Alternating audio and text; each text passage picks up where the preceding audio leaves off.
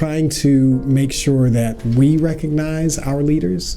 That's going to be in the DNA of the Observer. Historically, that is what we've done. We try our best to acknowledge and recognize them. So this is the special edition, or shots from the special edition that we did on Mrs. Canson when she passed in April of 2003.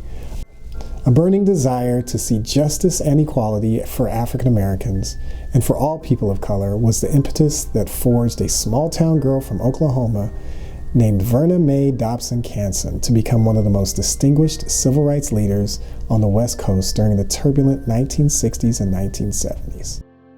Many label her as Mother of Civil Rights in the West.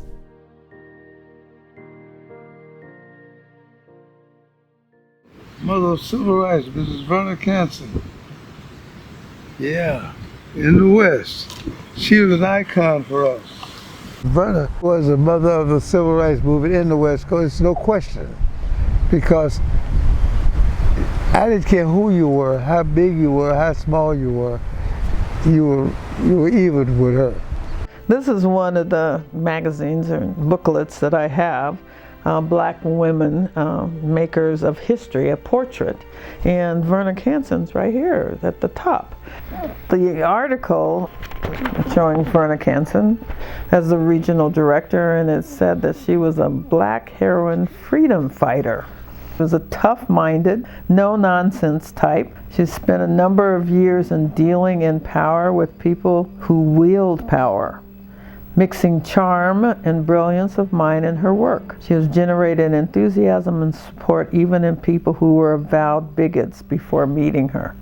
So she was able to walk into a group or walk into a crowd and win them over. You know, she was so unique. She was a unicorn. She was able to disarm people by her absolute wonderful nature. I have several questions. Possibly you can answer them briefly. The first question is... If you make them briefly. But then to know that she was such a strong fighter for justice and equity. When racism triumphs, it's not a victory for anybody. Well, oh boy. I have to go all the way back, I suppose. Well, first, my parents were teachers. They were always persons who were committed to public service, assumed responsibilities of leadership. My father became president of the Oklahoma Association of Colored Teachers. At that time, they were called colored teachers. In those days, it was legally segregated. I don't think they made a special effort to insulate us from the reality of these things. But somehow it never penetrated our psyche. In other words, it never came through that there was something wrong with us. What came through was that people who mistreat other people, there's something wrong with them. And they are the persons that you have to try to help and educate. So they decided that Tuskegee was a good place for me to go to college. I had had 2 years at Tuskegee and stayed on an honor roll, and I was majoring in home economics of all things. I used to work in the library at Tuskegee in what we call the Department of Records and Research. My job was to clip out accounts of lynchings. That, I think, had an impact. I met Clarence at Tuskegee in 1937, and he had grown up in Sacramento. So we did, in fact, get married on August the 7th, 1940, at a little ceremony there in Lima, Oklahoma, and we left the next day coming to California.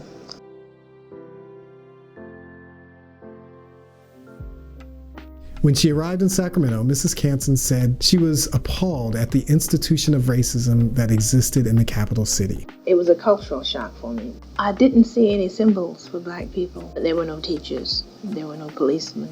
Well, Sacramento had a lot of overt discrimination. It was nothing to see a sign in a restaurant or a business establishment, no colored trade solicited. There were no restaurants downtown owned by whites that would serve a black. Hotels didn't cater to blacks. I at one point used to say I didn't know whether I wanted my children to even go to high school in California. So I started volunteering with the NAACP chapter as a youth advisor. Being the mother of civil rights for the West, I know VIRNA started out that way, and she kept it up. She kept the youth involved.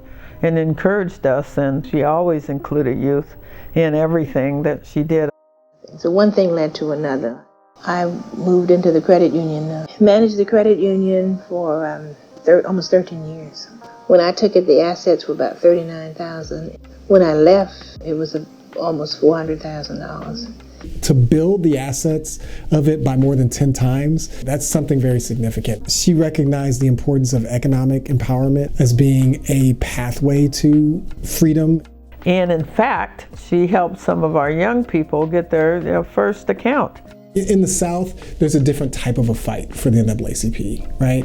And it was necessary. But when we talk about on the West, where there's so much of a migration of folks, we needed a different type of leader. You needed a different type of person who could, again, get into these places and spaces where we weren't, to talk about financial empowerment, to talk about employment and workforce development.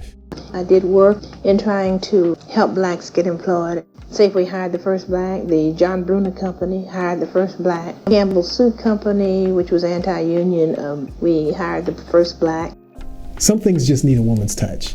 And she was providing that, but at the same time, doing it with so much effectiveness. There were not many opportunities for African Americans on the employment side in Sacramento, and the housing was definitely segregated. One of your first housing cases took place here, where they had two buildings on the far west end of the project set aside for blacks, and the court declared segregation in public housing unconstitutional. So Sacramento became one of the meccas of civil rights in the whole state. Well, the New Helvetia case really was the first major decision of its kind in the United States in the realm of public housing. So VIRNA CANSON found at least 3 tenants that would be willing to become plaintiffs in a lawsuit against the city of Sacramento and the Sacramento Housing Authority to move forward in terms of the type of integration that the NAACP desired to happen. Nathaniel Cawley established the first African-American law practice in Sacramento. He was also prominent by way of an injunction that he was able to get against the Sacramento Public Housing Authority. But the timeline that VIRNA CANSON developed gives us a real clear picture of the sequence of events that occurred that are part of history now. In fact, that timeline was used as the basis for an article in the NAACP's national magazine, The Crisis, to show how that particular struggle in Sacramento was effective in overturning segregated housing in Sacramento, and also how it was one of the first, if not the first, struggle of its kind to do so in the United States. One of the spectacular things about all of this, in terms of looking at it in historic hindsight, is the fact that VIRNA CANSON typewrote everything, all the activities of the Committee Against Segregation in Public Housing, and the fact that we were able to still have these as part of the public record shows you the importance of what VIRNA CANSON did. VIRNA CANSON cannot be separated from Nathaniel Cawley. Nathaniel Cawley cannot be separated from VIRNA CANSON in terms of the level of expertise both brought to the table, and the successes they had a profound impact on civil rights, not only in California, but throughout the entire western United States on behalf of the NAACP. This is VIRNA CANSON's house, and this is an application for the National Register of Historic Places. My name's Alyssa Marie Garcia. I am a public history graduate student at Sac State University. And VIRNA CANSON's house came to me through fate, sort of. It's by accident. It was assigned to me in the Cultural Resource Management class. There was a project that Sacramento City was actually working on called the African American Experience Project. And so our class was recruited essentially to work on it as researchers. And so as I started really doing the work behind it, I realized the magnitude of who I was researching. So what stuck out to me was really that VIRNA CANSON extended her convictions and activism not only outside her home, but in her home, and even right in her backyard. In 1960, VIRNA CANSON built an apartment complex in their backyard. It was an 8-unit apartment complex, and VIRNA advertised that as no racial restrictions, and she was very deliberate in that. That's putting faith into action. You know, she's using words to help drive action. So say no racial restrictions is specifically talking to, hey black folks, here's an opportunity. Building that apartment building behind her house is just amazing. I never heard of anyone doing that. I know we build an in-law apartment, but not 8-unit apartment building for people who could not find housing. What she's saying there is anyone can live here. You know, it doesn't matter what race you are, what your level of income is, because we are here to help people get a fair shot. And she had to be the one to give them the fair shot.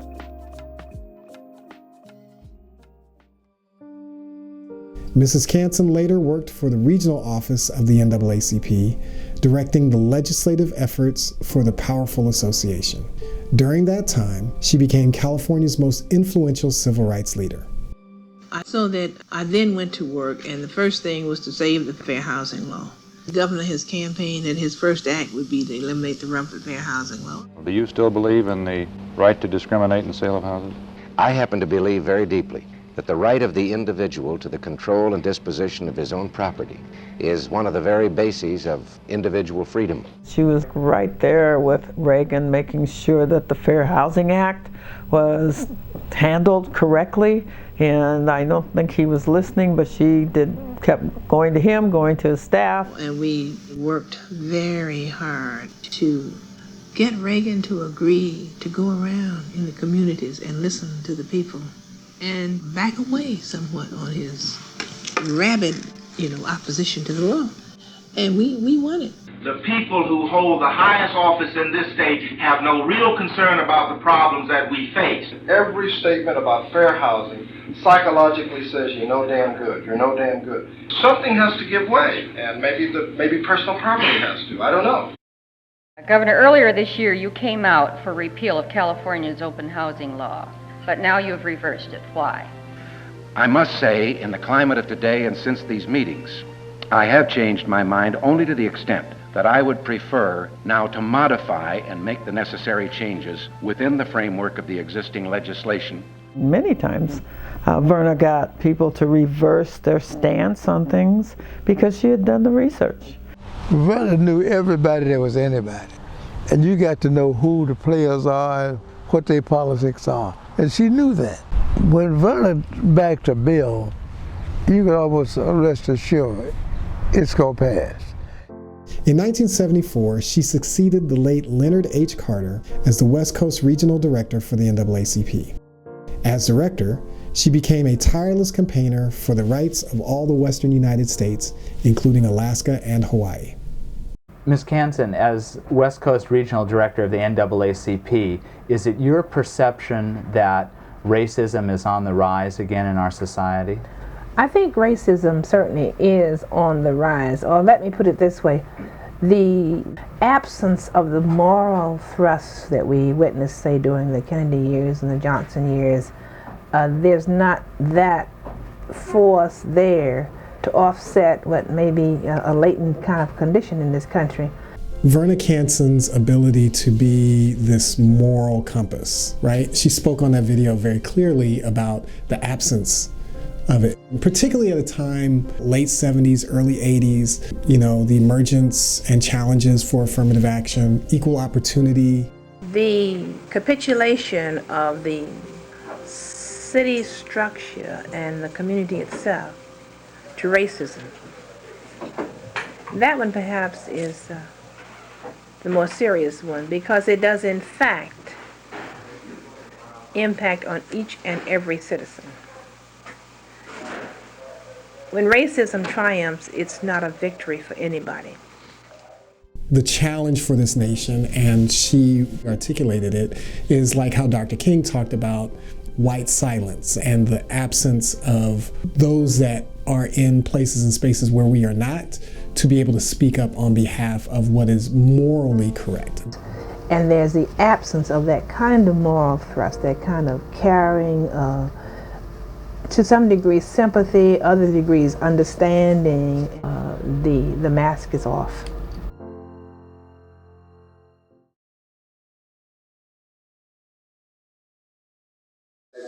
I'd like to introduce the song. Thank you. And present to others my leader.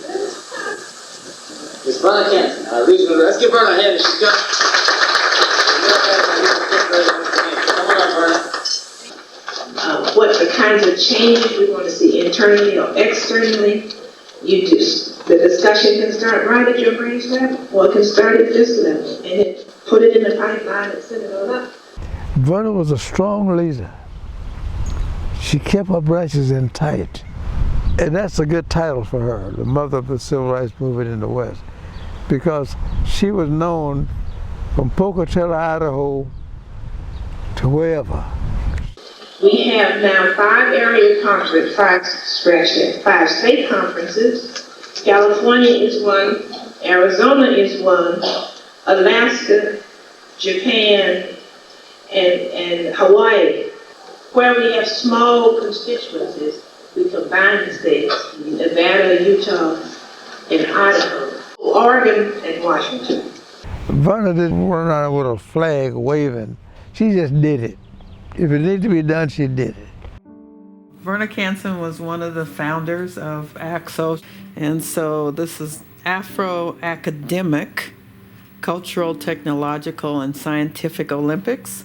VIRNA made sure the youth were taken care of, and when the ACSO program came along, that was more for the ones who are like in science, in music, drama, writing. She thought it was important that young people had some kind of activity where they would showcase their talents. That's one of the greatest programs NAACP come up with. Verna got behind it. Sacramento has been fortunate enough every year to have participants.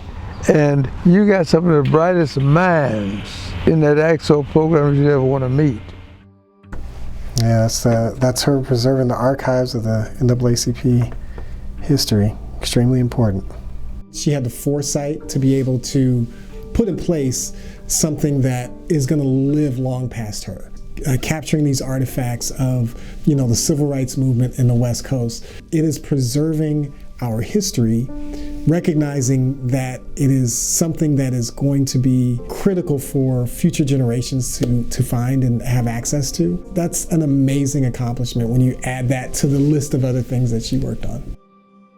To me, it was kind of hard to see that she was going to retire. What? You're going to stop doing all the things you've been doing? And but she wanted to spend some more time, I know, with her daughter and her grandchildren. And I remember some of the people who spoke at her retirement talking about how they came up because of her and what she had encouraged them to do. Well, my relationship with Verna was very close. I could always call her any time of day or night and get some advice if I needed it. The NAACP to me was like a family. Those of us who's in leadership positions, you need to know who, how, and when. And she led me in the civil rights movement to where I am today.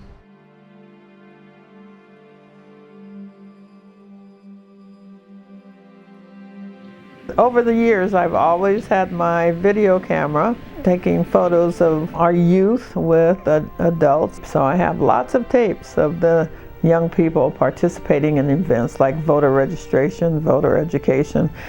And the final tape that I think one of Verna's last elections, I had the young people escort Verna into the voting area. She helped the youth councils, and now the youth are assisting her in voting at the end. And then she put on the little sticker that said, "I have voted," and put the stickers on the youth too. And so having her participate with the youth council at the end, brings it full circle. Mrs. Canson's unshakable campaign for justice impacted the lives of millions of Californians. This special edition of The Observer pays tribute to the tremendous legacy of this tireless warrior and servant of social justice.